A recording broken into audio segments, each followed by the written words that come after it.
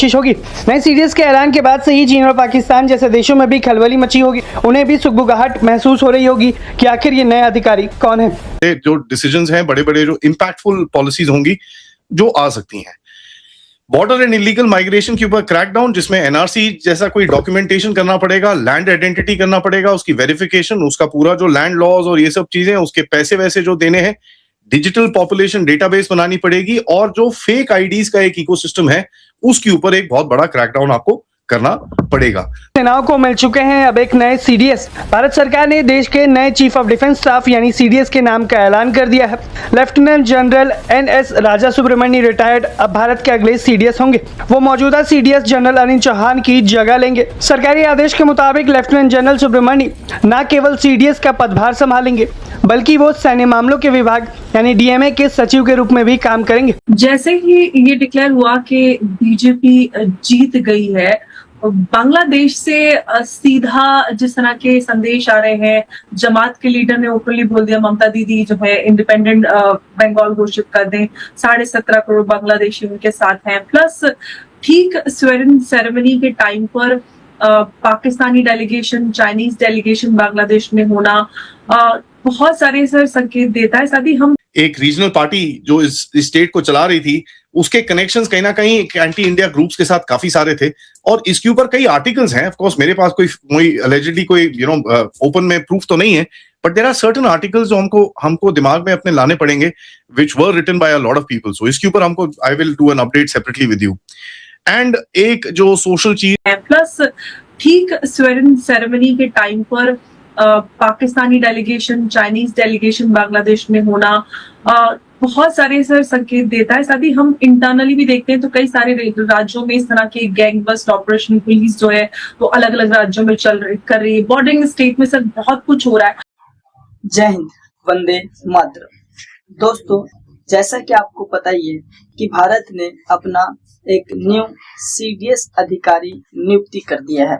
इसके बाद तो पाकिस्तान में खलबली से ही मच गई है। भारत के न्यू सीडीएस जो है राजा एस सुब्रमण्यम है, जिन्होंने आते ही एकदम खतरनाक तरीके से काम करना शुरू कर दिया है। उनके आने से ही जो बांग्लादेशी घुसपैठियां हैं वो देश छोड़ने की बात करते जा रहे हैं, और देश छोड़ने के लिए बहुत सारे कामों को भी वो अपना रहे हैं। जैसे उनकी नियुक्ति हुई तो उनकी एक हाई अलर्ट मीटिंग होती है अपने अधिकारियों के साथ, जिसमें स्थल सेना, जल सेना और वायु सेना के भी लोग शामिल होते हैं। और ये चीजों को वो आगे तक प्रमोट करने के लिए बहुत बड़ी मीटिंग के तहत प्रधानमंत्री से भी परमिशन लेते हैं, और अमित शाह कहते हैं कि आपको पूरी छूट है कि आप जिस तरीके से काम करना चाहे कर सकते हैं। वेस्ट बंगाल में अभी हाल में इलेक्शन हुआ, जिसके बाद जो वहां पे कार्रवाई होनी चाहिए थी उससे ज्यादा बड़े स्तर पे कार्रवाई हो रही है। वहां पे अभी सुनने में आ रहा है कि एस सुब्रमण्यम जो अपने सैन्य अभियान के तहत रीचेकिंग पे करेंगे, और यूनिफॉर्म सिविल कोड यूसीसी वहां पर लागू होगा, ताकि वहां पे जितने भी लोग हैं, पहले तो ये शादी विवाह नियम और तलाक के एक नियम हो जाएंगे, और एक ही शादी का नियम हो जाएगा जिससे ज्यादा जनसंख्या ना बढ़े। और दूसरी बात ये कि कौन हमारे देश का है, किसके पास कितनी जमीनें हैं, नहीं है, ये सब चेक किया जाएगा, बकायदा ढूंढा जाएगा एक बड़े ऑपरेशन के तहत। और फिर जब पता चले कि ये विदेशी है तो उसे देश से निकाल दिया जाएगा। सोचिए आप, जब भारत की सीडीएस की नियुक्ति हुई तो इसमें स्वीडन के बीच में मीटिंग चल रही थी, जहां पर पाकिस्तान के नेता, बांग्लादेश के नेता और चाइना के नेता, ये तीनों एक जगह इकट्ठे थे। और सोचो इन तीनों में कितनी गर्मा गर्मी हो गई थी इस बात को लेकर, ये राजा एस सुब्रमण्यम है कौन? ये वही राजा एस सुब्रमण्यम जिसने पाकिस्तान को ठोका था। वीडियो के एंड तक बने रहिएगा। मिलते और सरप्राइजिंग बात है, एक और जो सीनियर लीडर है और रूलिंग पार्टी के भी है जो इस वक्त रूल कर रही है, उनका एक सीनियर लीडर बयान देता है इसी तरह का, जो भारत की इंटेग्रिटी को थ्रेटन करता है। तो मुझे लगता है ये दिखाता है कि वहाँ जो रेडिकल एलिमेंट्स हैं उनकी सोच क्या है, और किस तरह से पाकिस्तान, जिस आपने मेंशन किया, पाकिस्तान की डेलीगेशन जो उनके इंटीरियर मिनिस्टर उसको लीड कर रहे हैं, और मोहसिन रजा, और दूसरा चाइना की डेलीगेशन। तो ये दिखाता है कि आप Bangladesh is more like East Pakistan. So we have to be very, very careful. But there are a lot of challenges before this new government. और मुझे पूरा विश्वास है जिस तरह की बैकिंग शुभेंदु अधिकारी जी जो नए चीफ मिनिस्टर बने हैं उनको दिल्ली से प्राइम मिनिस्टर मोदी जी की और अमित शाह जी की और पूरी हाई कमांड की उनको सपोर्ट है, तो वो डिलीवर कर पाएंगे। मुझे नहीं लगता कोई किसी किस्म की दिक्कत आनी चाहिए। लेकिन यस, उनके लिए सबसे बड़ी चुनौती होगी हाउ टू चेक इन्फिल्ट्रेशन। तो मेरा ये मानना है कि सबसे पहला कैबिनेट मीटिंग में ऑर्डर वो होना चाहिए जो ममता बनर्जी के टाइम पर लैंड ट्रांसफर या लैंड सबसे पहले एक लीगल रिव्यू कमेटी बिठाई जाएगी। कंसल्टेशन पेपर जो मेरे ख्याल से ऑलरेडी रेडी होगा। फोकस ऑन मैरिज रजिस्ट्रेशन और सैनिटाइजेशन उसके ऊपर किया जाएगा। इनहेरिटेंस, अडॉप्शन और रिफॉर्म के ऊपर बात करी जाएगी। डिजिटल सिविल रजिस्ट्री के ऊपर बात करी जाएगी। और लीगल चैलेंज जो कोर्ट्स के अंदर हमेशा यहाँ पर लेके खड़े हो जाते हैं, PIL, PUL, उनको कैसे खेलना है उसका भी पूरा प्लान बनाया जाएगा। इसके अंदर सबसे बड़ा चीज रहेगा ऑब्वियसली पॉलीगैमी, जो माइनॉरिटी पर्सनल लॉ के ऊपर से रेजिस्टेंस आपको मिलेगी। ट्राइबल कस्टमरी लॉज के ऊपर भी कहीं ना कहीं थोड़ी बहुत रेजिस्टेंस मिल सकती है। कोर्ट्स में चैलेंजेस, एडमिनिस्ट्रेटिव स्ट्रक्चर की रेडीनेस और एक पॉलिटिकल मोबिलाइजेशन करने की का जो काम है वो तो खैर इतना मुश्किल होना नहीं चाहिए after such a massive win. तो वो भी करना आपको पड़ेगा। स्ट्रेटेजिकली देखिए, बंगाल बड़ा सेंसिटिव है क्योंकि बॉर्डर की वजह से डेमोग्राफी उधर पे पूरी चेंज हो रही है। इलीगल माइग्रेशन बहुत जबरदस्त है जिसके ऊपर बहुत काम करने की जरूरत है। और जो इस टाइम पे रूमर इंटेलिजेंस, ऑब्वियसली डेफिनेटिवली तो कहना बड़ा मुश्किल है, बट रूमर इंटेलिजेंस जो कहती है कि भैया इसके ऊपर already they have got a draft report और किस तरह से इसको इंप्लीमेंट करना है उसके ऊपर ऑलरेडी बातें चल रही हैं।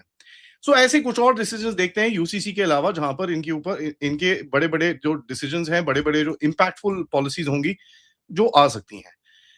बॉर्डर एंड इलीगल माइग्रेशन के ऊपर क्रैकडाउन, जिसमें एनआरसी जैसा कोई डॉक्यूमेंटेशन करना पड़ेगा, लैंड आइडेंटिटी करना पड़ेगा, उसकी वेरिफिकेशन, उसका पूरा जो लैंड लॉज और ये सब चीजें, उसके पैसे वैसे जो देने हैं, डिजिटल पॉपुलेशन डेटाबेस बनानी पड़ेगी और जो फेक आईडीज का एक इकोसिस्टम है उसके ऊपर एक बहुत बड़ा क्रैकडाउन आपको करना पड़ेगा।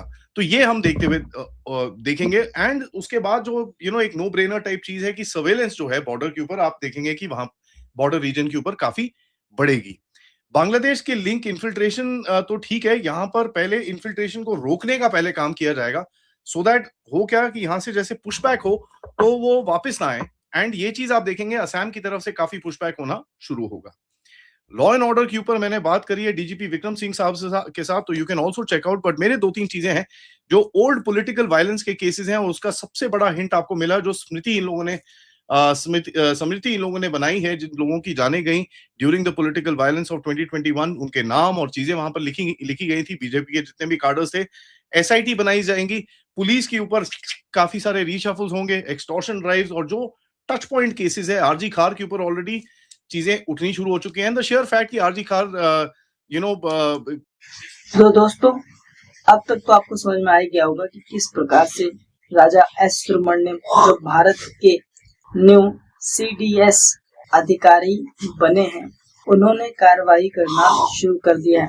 और कार्रवाई का मंजर इतना खतरनाक होगा, ये आपको मैंने बता ही दिया था कि स्वीडन में एक मीटिंग के दौरान इस पे बकायदा चर्चा किया था। इन देशों ने, बांग्लादेश, पाकिस्तान और चाइना, इन तीनों ने मिलकर इसके ऊपर मीटिंग तक की थी कि किस प्रकार से इनको कब्जे में लाया जाए, या फिर भारत अब किस तरीके से चिकन नेक को लेकर, बांग्लादेशी घुसपैठियों को लेकर, या फिर जो नेपाल के बॉर्डर्स के थ्रू इंडिया में आ जाते हैं उस पर किस तरीके से कार्रवाई करेगा।